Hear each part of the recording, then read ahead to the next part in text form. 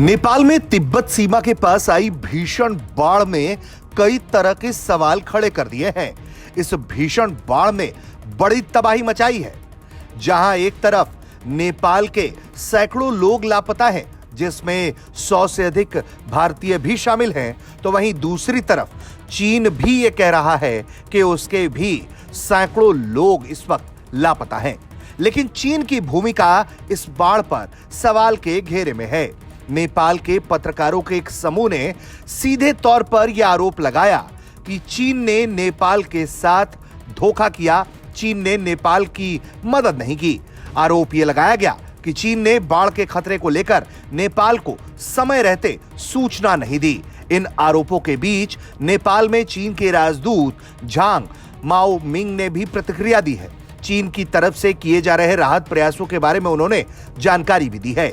लेकिन जिस तरह से नेपाल में सवाल खड़े हो रहे हैं, उसने चीन को बेचैन कर दिया है। और यही वजह है कि चीनी राजदूत झांग माओमिंग ने सोशल मीडिया पर पोस्ट किया और बताया, ग्योरोंग रुसाव गढ़ी सीमा क्षेत्र में आई प्राकृतिक आपदा पर दुख है। उन्होंने कहा कि इस हादसे में चीन और नेपाल दोनों तरफ बड़ी संख्या में लोगों की जान गई, भारी नुकसान हुआ।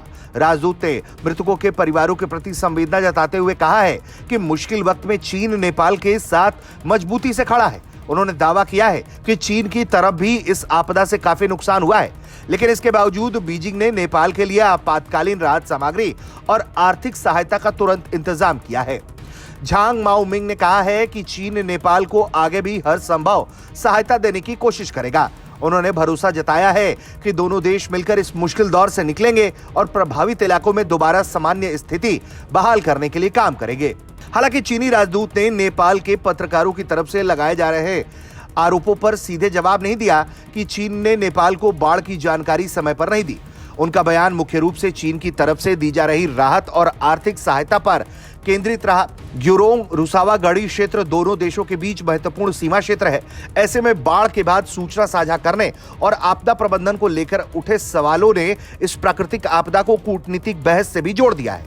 फिलहाल दोनों देशों का दावा है कि वो राहत बचाव काम में जुटे हुए हैं, लेकिन जिस तरह की जानकारी सामने आ रही है, उसने कई तरह के अहम सवाल खड़े कर दिए हैं।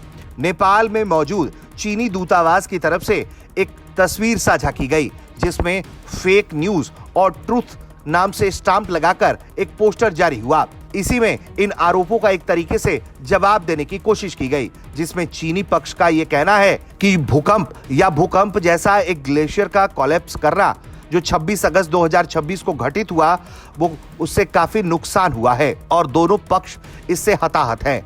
और इसके साथ ही ये भी लिखा हुआ है कि आरोप किसी भी प्रकार से मदद नहीं करता, सहयोग एक दूसरे की जान बचाता है।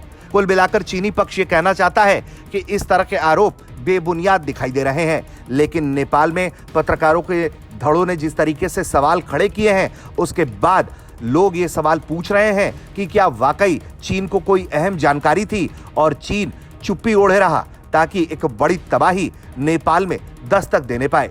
क्योंकि अब तक फ्लैश फ्लड में नेपाल और चीन में मारे जाने वाले लोगों की संख्या लगातार बढ़ रही है और ये 160 से पार है। नेपाली अधिकारियों के मुताबिक नेपाल में अब तक 157 लोगों की मौत हुई है, 403 लोग लापता हैं। वहीं चीन में भी हालात गंभीर हैं और 265 लोगों के लापता होने की जानकारी सामने आई है।